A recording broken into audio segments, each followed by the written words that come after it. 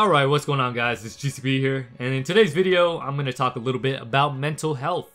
And honestly, it's one of the things that I really, after seeing The Joker over the weekend, wanted to talk to you guys about, because it was something that really highlighted the way and just the reason for the Joker becoming the Joker. And by the way, I'm not gonna spoil anything about the movie if you guys have not seen it already. By the way, definitely go and check out that movie. I thought it was amazing. Do I recommend you taking your kids to go watch it? No, because it's rated R and it has some pretty disturbing and graphic stuff in there. But it does highlight a huge problem with mental health, and this kind of hit home for me. And that's something I want to talk to you guys about, only because it's a personal connection to my life, because I work with this type of population. And I don't normally talk about my work life, but it is something that I do, and I work with this type of population. So it really did hit home as far as me feeling a personal connection to it. And as I was watching that movie and just really tuning in to the way that they highlighted the mental illness that Joker had, it really made me think. It really made me think that, wow, this is so true, because a lot of the times that these people have issues, and when they act out, it's because of something that's out of their control.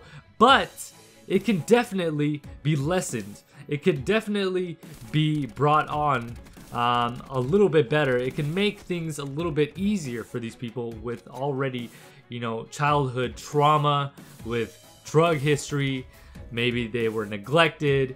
They had a lot of things and society laughing at them. I mean, honestly, the list can go on as far as what leads these guys to be able to do some pretty odd and peculiar things. So to me, I think one of the things that we as humans can do as society that kind of deem ourselves as normal, but then again, normal is subjective, right? Everybody can say that they're normal, but what is normal really?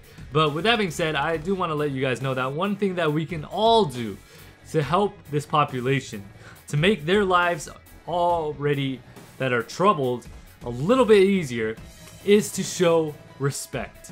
One of the things that I have learned as far as working with this type of population is that I will try to treat these guys the same as I would any other human being. I mean, they deserve that. Any human being deserves that.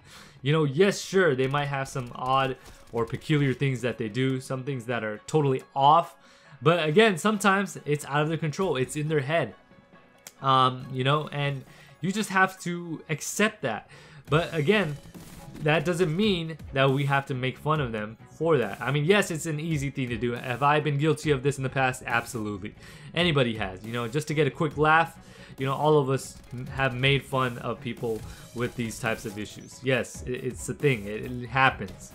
But what I'm asking you guys is, if you see somebody with something abnormal, or like something that you've deemed as abnormal, or something that you don't normally see from a person, or they're totally off, I think we still should give them the time of day, still treat them like any other human being.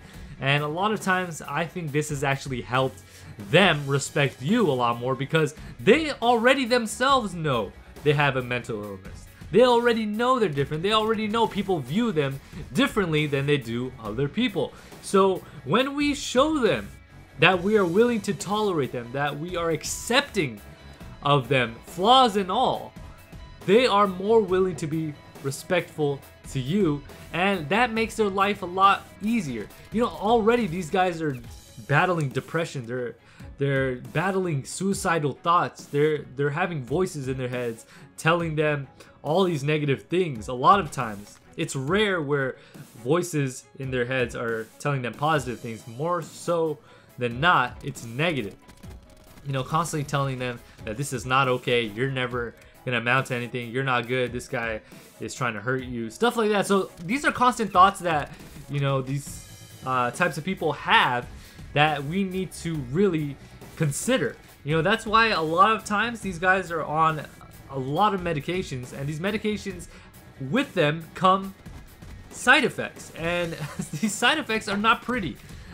So it's no wonder that a lot of them choose not to be on medications. But really, from my experience that I have seen, these medications make a person who isn't taking them totally different.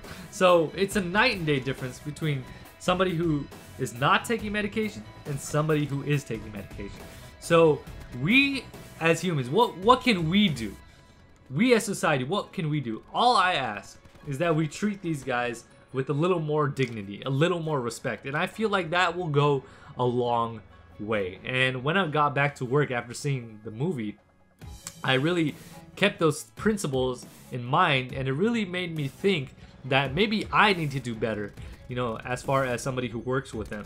I need to be a little bit better, a little more understanding, maybe just open up my ears just a little bit.